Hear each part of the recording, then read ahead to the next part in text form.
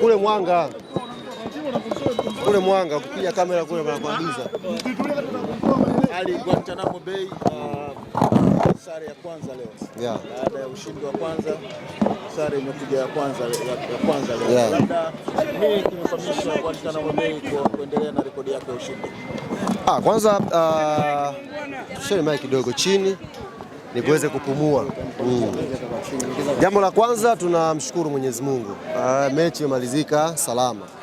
Jambo la pili tunamshukuru Mwenyezi Mungu, tumepata alama moja muhimu sana.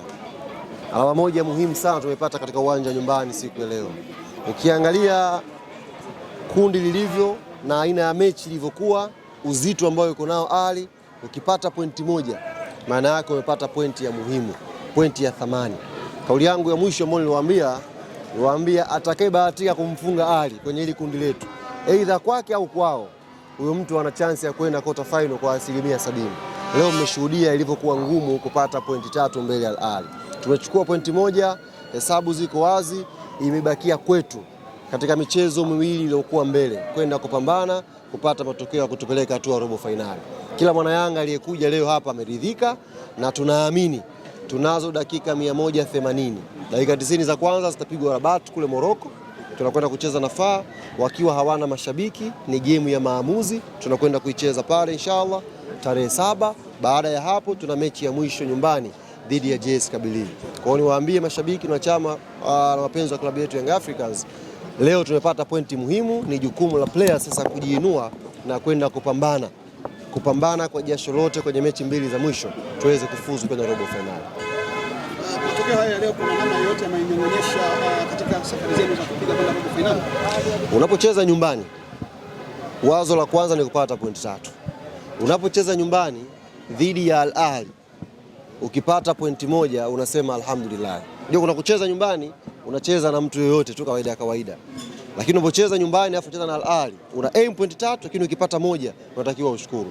Ni watu ambao wapo kwenye daraja kubwa, wana wachezaji wenye quality kubwa, wanaweza kucheza game katika mazingira yenyewe mkaona ya kawaida, lakini wachezaji wao kubwa wanaweza kuwasaidia kuhukumu baadhi ya matukio. Kwa hiyo tupongeza sana players wetu, na naamini hakuna aliyeondoka leo kichwa chini. Yes, inaumiza kutokutumia home ground advantage, lakini mpinzani akiwa Ali unapata pointi moja, unaondoka ukiwa kichwa juu, ukiamini safari ya kwenda kupambana mbele bado ipo. Ali, Yanga imefunga usajili na mtambulisha mchezaji wa mwisho. Tumtarajia kwenye mechi ijayo? Yes, kwa mujibu wa taratibu na kanuni ana qualify kucheza mchezo unaofuatia. Kwa hiyo itabakia kwa mwalimu kuangalia logistics zake, training zake, kama anaweza kutumika kwenye mechi dhidi ya FAR Rabat. Lakini kikanuni taratibu ana qualify kabisa kucheza mchezo huu. Ali Damaro, kabla ya mchezo wa leo kuna baadhi ya maneno nafikiri hata uliyaona. Baadhi ya maneno Farhani hajui mpira bana. Farhani sometimes sio inakuaje naye kitu kingine. Kuna wakati unajua zaita za huya Lakini sema amemjibu ipasavyo. Hamna, Damaro hawezi kumjibu Farhani, mtu mdogo sana mno kwenye mpira. Yaani Damaro aingie kucheza na Al Ahly amjibu Farhani, ni mtu mdogo mno. Hii ni kiwango chake cha kawaida na lazima tufahamu. Damaro ameingia dirisha hili dogo, ana session chache uwanja wa mazoezi na wenzake. Kwa hivyo anavyocheza bado anaendelea kujitafuta kuingia kwenye chemistry nzima ya timu. Kwa hiyo tunampongeza na tunaamini ana nafasi ya kuimprove zaidi, kuendelea kuimarisha eneo la kiungo la ulinzi. Bwana, sisi tulikuwa tunaongea na Waarabu tukauliza katika vita ya FAR Rabat na Young Africans nani mnatamani apite. Wakasema wanatamani kuona Young Africans. Tukamuuliza kwa nini? Wakasema wanatoa nzuri. Kitu wewe unaunga mkono hicho jamaa? Wao unajua Waarabu si unajua wanapigishana shoti au sisi tunawaelewa, lakini muhimu sisi focus yetu ni mechi ya Morocco, ni mechi ya maamuzi. Mechi ya Morocco kila tokeo lina hatima yake. Ukipata sare ina hatima yake, ukipoteza kwa idadi kubwa ya magoli ina hatima yake, ukishinda ina hatima yake. Kwa mechi ya FAR Rabat ina kila result, mechi dakika 90 inamalizika. Yaani mechi imeisha, unachokipata kina hatima ya kundi lako. Kifungwa goli zaidi ya 2, 3, tayari kuna hatima nyingine kwenye kundi lako. Ukifungwa goli moja kuna hatima nyingine. Ukipata sare kuna hatima nyingine. Ukishinda kuna hatima nyingine. Kwa hiyo ni mechi muhimu kweli kweli. Mechi FAR Rabat. Sisi tuna mechi 2 na hiyo mechi tunakwenda kupambana kupata matokeo mazuri. Tukishinda alhamdulillah, tukipata sare alhamdulillah, sababu tutakuwa na mechi ya mwisho nyumbani. Lakini mechi ya FAR Rabat ndio kama fainali kwetu pale Morocco. Lakini wana mechi wao FAR Rabat ni dua zenu vipi? Sasa kwenye kundi letu ukianza mambo ya dua unachelewa. Unatakiwa upige hesabu zako. Wao watajua wenyewe.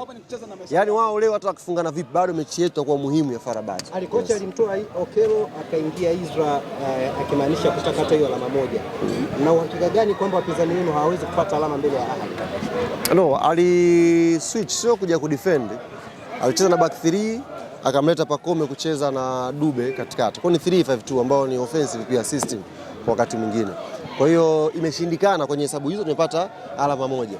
Hao FAR Rabat wana mechi ya mwisho na Ahli watakuwa Misri, lakini wao wanaweza wakaenda Misri wakiwa wamesha qualify kama watafunga si goli nyingi kwenye uwanja wao nyumbani. Kwa hiyo nakwambia mechi ya Morocco ni mechi ya kimahesabu kiliko very tricky. Lazima tuende kwa akili kubwa, kwa tahadhari kubwa ili tuweze kuwa na uhai kwenye mechi ya mwisho kwa nyumbani. Nyinyi kama taifa leo mmefanikiwa kupata pointi moja. Kesho kuna timu nyingine. Maswali yameisha wewe. Hamna, nimtakia heri, mimi niache bwana.